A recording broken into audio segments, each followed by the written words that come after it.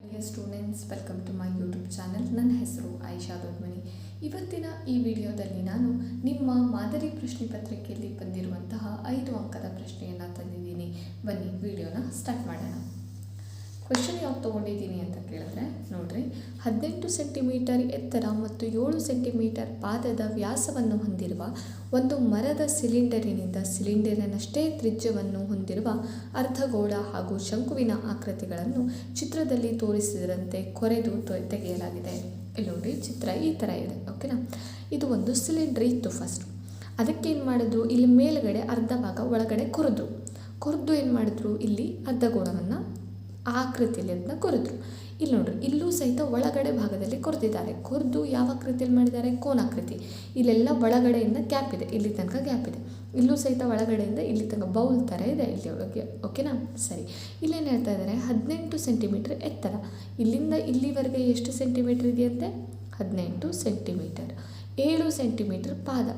ಇಲ್ಲಿ ನೋಡಿ, ಟೋಟಲ್ ಆಗಿ ಇಲ್ಲಿಂದ ಇಲ್ಲಿವರೆಗೆ 7 ಸೆಂಟಿಮೀಟರ್ ಇದೆಯಂತೆ, 7 ಸೆಂಟಿಮೀಟರ್. ಓಕೆನಾ, ಸರಿ. ನೆಕ್ಸ್ಟ್ ನೋಡ್ರಿ, ಏನು ಹೇಳಿದ್ದಾರೆ, ಶಂಕುವಿನ ಎತ್ತರ 12 ಸೆಂಟಿಮೀಟರ್ ಆದರೆ ಇಲ್ಲಿಂದ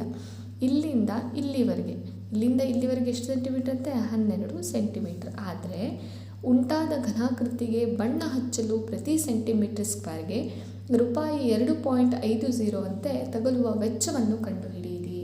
ನೋಡ್ರಿ, ಫಸ್ಟು ಏನನ್ನು ಕಂಡು ಹಿಡಿಬೇಕು ಅನ್ನೋದನ್ನು ಗೊತ್ತು ಮಾಡ್ಕೋಬೇಕು. ಅಂದರೆ ಪಾರ್ಶ್ವ ಮೇಲ್ಮೈ ವಿಸ್ತೀರ್ಣನೋ, ಪೂರ್ಣ ಮೇಲ್ಮೈ ವಿಸ್ತೀರ್ಣನೋ ಅಥವಾ ಘನಫಲ ಕಂಡು ಹಿಡಿಬೇಕು ಅಂಥೇಳಿ. ನೋಡ್ರಿ, ಈಗ ಬಣ್ಣ ಹಚ್ಚಬೇಕು ಅಂದರೆ ಅದರಲ್ಲಿ ಬಣ್ಣ ತುಂಬಬೇಕು ಅಂತ ಕೇಳಿದ್ರೆ ಆವಾಗ ಘನಫಲವನ್ನು ಕಂಡುಹಿಡ್ತೀವಿ. ಫಾರ್ ಎಕ್ಸಾಂಪಲ್, ಇದರಲ್ಲಿ ನೀರು ಎಷ್ಟು ಹಿಡಿಯುತ್ತೆ, ಎಷ್ಟು ಜಾಗ ಆಕ್ರಮಿಸ್ಕೊತ್ತೆ, ಆ ಥರ ಕ್ವೆಶನ್ಸ್ ಬಂದ ತಕ್ಷಣ ನೀವೇನು ಮಾಡಬೇಕು, ಘನಫಲವನ್ನು ಕಂಡುಹಿಡಬೇಕು. ಆದರೆ ಇಲ್ಲಿ ನೋಡ್ರಿ, ನಿಮಗೆ ಬಣ್ಣ ಹಚ್ಚಬೇಕು ಆ ಥರದ್ದೇನಾದ್ರು ಕ್ವೆಶನ್ ಬಂತಪ್ಪ ಅಂದರೆ ನೀವು ಬಣ್ಣ ಹೆಂಗೆ ಹಚ್ತೀರಿ ನೆನ್ಪು ಮಾಡ್ಕೊಳ್ರಿ. ಹೊರಗಡೆ ಸಿಲಿಂಡರ್ನ ಪಾರ್ಶ್ವ ಮೇಲ್ಮೈಗೆ ಹಚ್ತೀರಾ, ಆ ಕಡೆ ಸಿಲಿಂಡರ್ನ ಹೊರಗಡೆ. ಫಾರ್ ಎಕ್ಸಾಂಪಲ್, ಇಲ್ಲಿ ನೋಡ್ರಿ, ಇಲ್ಲಿ ಇದನ್ನು ಈ ಥರ ಸಿಲಿಂಡ್ರ್ ಅಂತ ಅಂದ್ಕೊಂಡ್ರೆ ಈ ಕಡೆ ಭಾಗಕ್ಕೆ ಬಣ್ಣ ಹಚ್ತೀರಾ, ಹೊರಗಡೆ ಅಷ್ಟು ಹಚ್ತೀರಲ್ವ.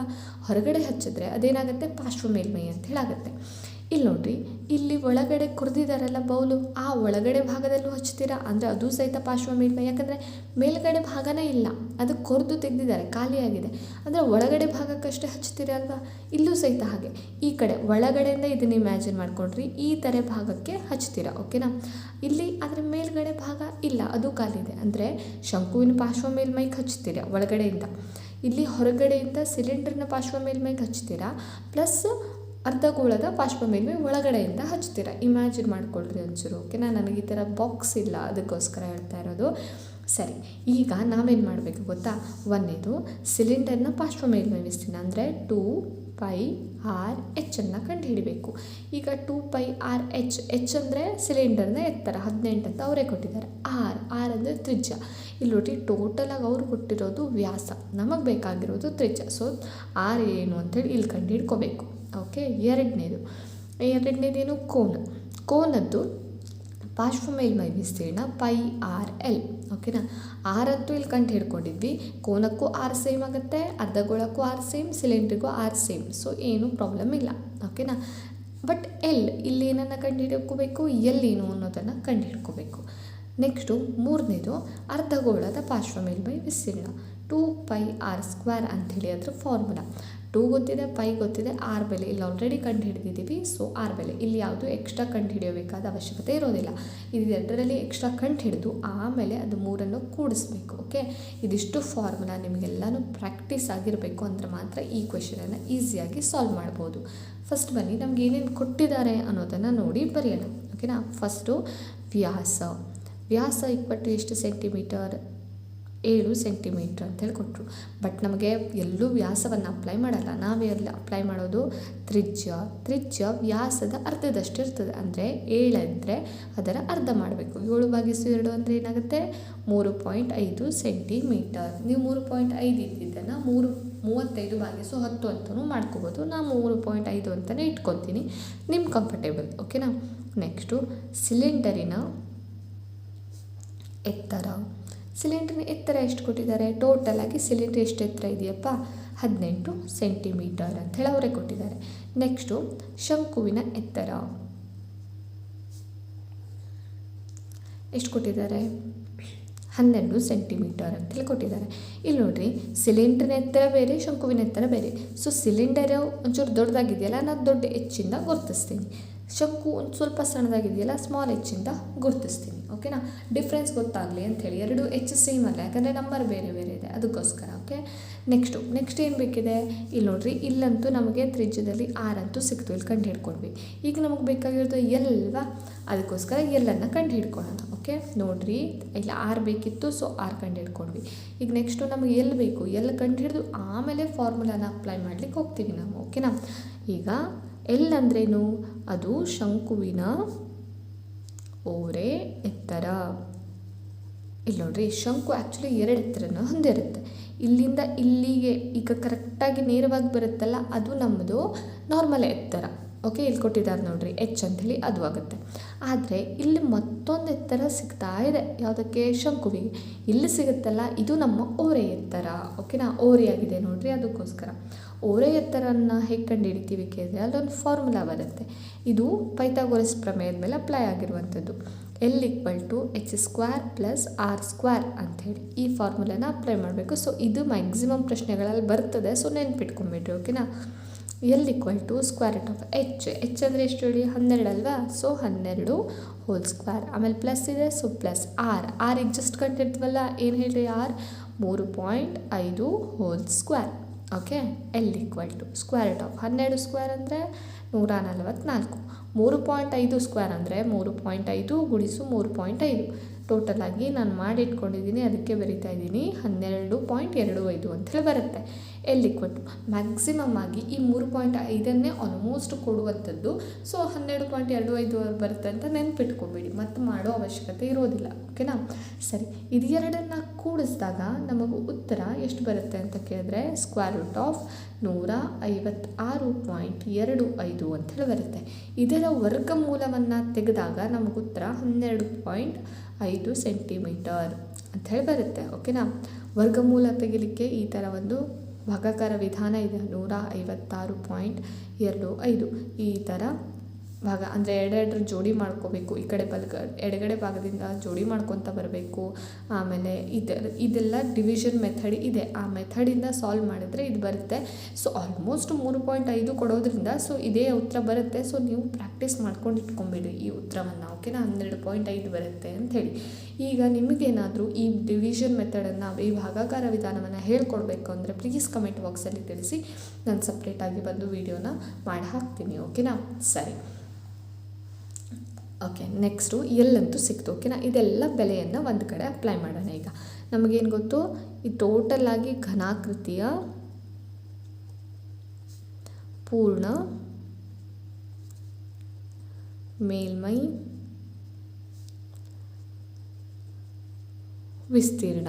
ಈಗ ಪೂರ್ಣ ಮೇಲ್ಮೈ, ಈ ಘನಾಕೃತಿಯ ಪೂರ್ಣ ಮೇಲ್ಮೈ ವಿಸ್ತೀರ್ಣ ಕಂಡುಹಿಡಬೇಕು. ಆವಾಗ ಇದು ಹೇಗೆ ಸಿಗುತ್ತೆ ಹೇಳ್ರಿ, ಫಸ್ಟ್ ಏನು ಮಾಡಬೇಕು, ಸಿಲಿಂಡರಿನ ಪಾರ್ಶ್ವ ಮೇಲ್ಮೈ ವಿಸ್ತೀರ್ಣ, ಪಾರ್ಶ್ವ ಮೇಲ್ಮೈ ವಿಸ್ತೀರ್ಣ ಕಂಡುಹಿಡ್ಕೋಬೇಕಾ. ಅದಾದಮೇಲೆ ಏನು ಬೇಕು, ಶಂಕುವಿನ ಪಾರ್ಶ್ವ ಮೇಲ್ಮೈ ವಿಸ್ತೀರ್ಣ ಬೇಕು. ಅದಾದಮೇಲೆ ಏನು ಬೇಕು, ಅರ್ಧಗೋಳದ ಪಾರ್ಶ್ವ ಮೇಲ್ಮೈ ವಿಸ್ತೀರ್ಣ ಅಂತ ಹೇಳಬೇಕು. ನೀವು ಇದನ್ನು ಕರೆಕ್ಟಾಗಿ ಶಾರ್ಟ್ ಫಾರ್ಮಲ್ಲೆಲ್ಲ ಬರೀಲಿಕ್ಕೆ ಹೋಗಬೇಡಿ, ಕ್ಲಿಯರಾಗಿ ಬರೀರಿ. ಓಕೆನಾ, ನೆಕ್ಸ್ಟು ಸಿಲಿಂಡರ್ನ ಪಾರ್ಶ್ವ ಮೇಲ್ಮೈ ವಿಸ್ತೀರ್ಣ ಕಂಡುಹಿಡಿಯುವಂಥ ಸೂತ್ರ ಜಸ್ಟ್ ಬರುತ್ತಲ್ಲ, 2πr/h. ಯಾಕೆ ಕ್ಯಾಪಿಟಲ್ ಬರದೆ ಅಂತೇಳಿ ಮೇಲೆ ಹೇಳಿದ್ದೀನಿ ನಾನು. ಓಕೆ, ನೆಕ್ಸ್ಟು ಶಂಕುವಿನ ಪಾರ್ಶ್ವ ಮೇಲ್ಮೈ ವಿಸ್ತೀರ್ಣ ಕಂಡುಹಿಡಿಯುವಂಥ ಸೂತ್ರ πrl ಪ್ಲಸ್ ಅರ್ಧಗೋಳದ್ದೇನಾಗುತ್ತೆ 2πr². ಇಲ್ಲಿ ನೋಡ್ಕೊಳ್ರಿ, ಪೈ. ಸೊ ಏನು ಮಾಡ್ತೀನಿ, ಪೈಯನ್ನು ಕಾಮನ್ ತೆಗಿತೀನಿ. ಆರ್. ಸೊ ಏನು ಮಾಡ್ತೀನಿ, ಆರನ್ನು ಕಾಮನ್ ತೆಗಿತೀನಿ. ಇಷ್ಟೇ ಕಾಮನ್ ಬರುವಂಥದ್ದು. ಇಲ್ಲಿ ಏನೇನು ಉಳಿತು, 2h ಉಳಿತು, ಪ್ಲಸ್ ಇಲ್ಲೇನು ಉಳಿತು, ಎಲ್, ಪ್ಲಸ್ ಇಲ್ಲೇನು ಉಳಿತು, 2r ಅಂತ ಹೇಳಿ ಉಳಿತು. ಓಕೆನಾ, ಸರಿ. ಈಗ ಬೆಲೆಯನ್ನು ಅಪ್ಲೈ ಮಾಡ್ಕೊತ ಹೋದರೆ ತುಂಬ ಈಸಿ ಆಗುತ್ತೆ. ಸೊ ಕಾಮನ್ ತೆಗೆದು ಇಟ್ಕೊಬೇಡ್ರಿ. ಪೈ ಬೆಲೆ ಏನು, 22/7 ಗುಣಿಸು ಆರ್ ಬೆಲೆ ಕಂಡು ಹಿಡಿದಿದ್ವಲ್ಲ, ಏನು ಹೇಳ್ರಿ, 3.5 ಬ್ರ್ಯಾಕೆಟ್ 2h ಬೆಲೆ ಎಷ್ಟು ಕೊಟ್ಟಿದ್ರು ಅವರು, 18 ಪ್ಲಸ್ ಇಲ್ಲಿ ಕೊಟ್ಟಿದ್ರು, ಅದಕ್ಕೋಸ್ಕರ ಆಗ್ತಾ ಇರೋದು, ಅಂದಾಜಿಗಲ್ಲ. ಎಲ್ ಬೆಲೆ ಕಂಡು ಹಿಡ್ಕೊಂಡಿದ್ವಲ್ಲ, ಎಷ್ಟು ಬಂದಿದೆ, 12.5 ಪ್ಲಸ್ 2 ಆರ್ ಬೆಲೆ ಎಷ್ಟು ಬಂದಿತ್ತು ಹೇಳ್ರಿ, 3.5. ಓಕೆ, ನೆಕ್ಸ್ಟು 7 ಒಂದಲೇ 7 ಎಷ್ಟಲೇ 35, 7 5ಲೇ 35, ಪಾಯಿಂಟ್ ಬಂದಿರೋದ್ರಿಂದ 0.5 ಅಂಥೇಳಿ ಉತ್ತರ ಬರುತ್ತೆ. ಓಕೆನಾ, 7 5ಲೇ 35, ಪಾಯಿಂಟ್ ಬರೋದ್ರಿಂದ ಹಿಂದೆ ಪಾಯಿಂಟ್ ಬರುತ್ತೆ. ಸೊ ಏನೇನು ಉಳಿತು, 22 ಗುಣಿಸು 0.5, 18 ಎರಡಲೇ 36 ಪ್ಲಸ್ 12.5 ಪ್ಲಸ್ 3.5 ಎರಡಲೇ 7 ಆಗುತ್ತೆ. ಓಕೆನಾ, ಸರಿ. ನೆಕ್ಸ್ಟು ಇದಿಷ್ಟನ್ನು ಕೂಡಿಸಿದಾಗ ಈಗ 22 ಗುಣಿಸು 0.5 ಅದನ್ನು ಮಾಡಿದಾಗ ನಿಮಗೆ ಉತ್ತರ ಆ್ಯಕ್ಚುಲಿ 11 ಅಂತ ಹೇಳಿ ಬರುತ್ತೆ. ಓಕೆ, ಸರಿನಾ. ಈಗ ನೆಕ್ಸ್ಟು ಇದಿಷ್ಟನ್ನು ಕೂಡಿಸಿದಾಗ ಉತ್ತರ ಎಷ್ಟು ಬರುತ್ತೆ ಅಂತ ಹೇಳಿ ನೋಡೋಣ ಬರ್ರಿ. 55.5 ಬೇಕಾದ್ರೆ ನೀವು ಇಲ್ಲಿ ಚೆಕ್ ಮಾಡಿರಿ. 36 ಪ್ಲಸ್ 7 ಪ್ಲಸ್ 12.5 ಅಂಥೇಳಿ ಈ ಥರ ಬರ್ಕೊಂಡು ಚೆಕ್ ಮಾಡಿರಿ. ನಿಮಗೆ ಉತ್ತರ ಎಷ್ಟು ಬರುತ್ತೆ, 55.5 ಅಂಥೇಳಿ ಬರುತ್ತೆ. ಓಕೆನಾ. ನೆಕ್ಸ್ಟು 11 ಗುಣಿಸು 55.5 ಅಂದರೆ 610.5 ಸೆಂಟಿಮೀಟರ್ ಸ್ಕ್ವೇರ್. ಯಾಕಂದರೆ ವಿಸ್ತೀರ್ಣ ಕಂಡುಹಿಡಿಯೋದು, ಸೊ ಸೆಂಟಿಮೀಟರ್ ಸ್ಕ್ವೇರಲ್ಲಿ ಬರುತ್ತೆ. ಓಕೆನಾ, ಸರಿ. ಈಗ ಘನಾಕೃತಿಯ ಮೇಲ್ಮೈ ವಿಸ್ತೀರ್ಣ ಅಂತೂ ಗೊತ್ತಾಯಿತು. ನಾವೇನು ಕಂಡುಹಿಡಿಬೇಕು, ಅದಕ್ಕೆ ಬಣ್ಣ ಹಚ್ಚಲಿಕ್ಕೆ ಎಷ್ಟು ರೂಪಾಯಿ ಆಗುತ್ತೆ ಅನ್ನೋದನ್ನು ಕಂಡುಹಿಡಿಬೇಕು. ಸೊ ಏನು ಬರಿತೀನಿ, ಘನಾಕೃತಿಯ ವಿಸ್ತೀರ್ಣ ಇದು. ವಿಸ್ತೀರ್ಣ ಈಕ್ವಲ್ ಟು 610.5 ಸೆಂಟಿಮೀಟರ್ ಸ್ಕ್ವೇರ್. ಈಗ ಬಣ್ಣ ಹಚ್ಚಲಿಕ್ಕೆ ಪ್ರತಿ ಮೀಟರ್ ಸ್ಕ್ವೇರ್ಗೆ ಎಷ್ಟು ರೂಪಾಯಿ ಆಗುತ್ತೆ, ರೂಪಾಯಿ 2.50 ಆಗುತ್ತೆ. ಸೊ ಇದೆರಡನ್ನು ಗುಣಿಸ್ಬಿಟ್ರೆ ಆಯಿತು. ಓಕೆನಾ. ಬಣ್ಣ ಹಚ್ಚಲು ತಗಲುವ ವೆಚ್ಚ, ಬಣ್ಣ ಹಚ್ಚಲು ತಗಲುವ ವೆಚ್ಚ ಈಕ್ವಲ್ ಟು 610.5 ಗುಣಿಸು 2.50. ಓಕೆನಾ. ಮೇ ಬಿ ನಿಮಗೆ ಗುಣಾಕಾರ ಮಾಡೋದಂತೂ ಈಸಿಯಾಗಿ ಬರುತ್ತೆ, ಆದರೆ ಪಾಯಿಂಟ್ ಕೊಡೋದು ಒಂಚೂರು ಎಲ್ಲರೂ ಮಿಸ್ ಆಗ್ಬೋದು. ಹೇಗೆ ನೋಡಿರಿ, ಪಾಯಿಂಟ್ ಕೊಡೋದು ಹೇಳ್ತೀನಿ. ಇಲ್ಲಿ ನೋಡಿರಿ, ಇಲ್ಲಿ ಪಾಯಿಂಟ್ನ ಹತ್ರ ಎಷ್ಟು ಸ್ಥಾನ ಇದೆಯಪ್ಪ, ಎಷ್ಟು ಸಂಖ್ಯೆಗಳಿದ್ದಾವೆ, ಒಂದಲ್ವಾ. ಇಲ್ಲಿ ಪಾಯಿಂಟ್ನ ಹತ್ರ ಎಷ್ಟು ಸಂಖ್ಯೆಗಳಿದ್ದಾವೆ, 2 ಅಲ್ವಾ. ಸೊ 2 ಕೂಡಿಸಿದ್ರೆ ಟೋಟಲಾಗಿ ಎಷ್ಟಿದೆ, 3. ಸೊ ನಿಮಗೆ ಆನ್ಸರ್ ಬರುತ್ತಲ್ಲ, ಆ ಆನ್ಸರಲ್ಲಿ ಪಾಯಿಂಟ್ ಆದ ತಕ್ಷಣ 3 ಸಂಖ್ಯೆಗಳಿರಬೇಕು. ಆ ಥರ ನೋಡ್ಕೊಳ್ರಿ. ಇಲ್ಲಿ ಬಾಕಿದೆಲ್ಲ ಈಸಿ ಆಗುತ್ತೆ ನಿಮಗೆ. ಇಲ್ಲಿ ಉತ್ತರ 1526.25 ಅಂಥೇಳಿ ಬರುತ್ತೆ. ಇಲ್ಲಿ ರೂಪಾಯಿಗಳು, ಬಣ್ಣ ತಗೊಳ್ಳುವ ವೆಚ್ಚ ಇಷ್ಟು ನಾನು ಗುಣಾಕಾರ ಮಾಡಿಟ್ಟಿದ್ದೀನಿ ಆಲ್ರೆಡಿ. ಸೊ ಅದಕ್ಕೋಸ್ಕರ ಬರೆದಿರುವಂಥದ್ದು. ಇಲ್ಲಿ ಮ್ಯಾಮ್ ನೀವೇನು ಹೇಳಿದ್ರಿ, ಪಾಯಿಂಟ್ ಆದ ತಕ್ಷಣ 3 ಸಂಖ್ಯೆಗಳು, ಬಟ್ ನಿಮ್ಮ ಪಾಯಿಂಟ್ ಆದ ತಕ್ಷಣ 2 ಬಂದಿದೆಯಲ್ಲ. ಆ್ಯಕ್ಚುಲಿ ಇಲ್ಲಿ ಆನ್ಸರು 0 ಅಂತೇಳಿ ಬರುತ್ತೆ. 0 ಬಂದರೆ ಬರೆಯೋ ಅವಶ್ಯಕತೆ ಇರೋದಿಲ್ಲ. ಸೊ ನಾನು ಬರೆದಿಲ್ಲ ಅಷ್ಟೇ. ಓಕೆನಾ. ಸೊ ನೀವು ಚೆಕ್ ಮಾಡಿ ನೋಡಿರಿ, 0 ಅಂಥೇಳಿ ಬರುತ್ತೆ. ಸೊ ಈ ಥರ ಆನ್ಸರು. ಪಾಯಿಂಟ್ ಕೊಡೋದು ಮಾತ್ರ ಈ ಥರ, ಇಲ್ಲಿ ಪಾಯಿಂಟ್ ಆದ ತಕ್ಷಣ 1 ಸಂಖ್ಯೆ, ಇಲ್ಲಿ ಪಾಯಿಂಟ್ ಆದ 2 ಸಂಖ್ಯೆ, ಟೋಟಲಾಗಿ 3 ಸಂಖ್ಯೆ. ಸೊ ನಿಮ್ಮ ಆನ್ಸರಲ್ಲಿ ಪಾಯಿಂಟ್ ಆದ ತಕ್ಷಣ ಟೋಟಲಾಗಿ 3 ಸಂಖ್ಯೆಗಳಿರಬೇಕು. ಆ ಥರ ನೋಡ್ಕೋಬೇಕು. ಓಕೆನಾ, ಸರಿ. ಇಲ್ಲಿಗೆ ಈ ವಿಡಿಯೋನ ಎಂಡ್ ಮಾಡ್ತಾ ಇದ್ದೀನಿ. ವಿಡಿಯೋ ಏನಾದರೂ ಇಷ್ಟ ಆದರೆ ಲೈಕ್ ಮಾಡಿ, ನಿಮ್ಮ ಫ್ರೆಂಡ್ಸ್ ಜೊತೆ ಇದನ್ನು ಶೇರ್ ಮಾಡಿ, ಮತ್ತು ಚಾನಲ್ನ ಸಬ್ಸ್ಕ್ರೈಬ್ ಮಾಡೋದು ಮಾತ್ರ ಮರಿಬೇಡಿ. ಮತ್ತು ಏನೇ ಡೌಟ್ ಇದ್ದರೂ ಸಹಿತ ಫಟಾಫಟ್ ಅಂತೇಳಿ ಕಮೆಂಟ್ ಬಾಕ್ಸಲ್ಲಿ ತಿಳಿಸಿ, ವಿಡಿಯೋ ಮಾಡಲಿಕ್ಕೆ ಟ್ರೈ ಮಾಡ್ತೀನಿ. ಓಕೆನಾ. ವಿಡಿಯೋನ ಕೊನೆವರೆಗೂ ನೋಡಿದ್ದಕ್ಕೆ ಥ್ಯಾಂಕ್ ಯು ಸೋ ಮಚ್.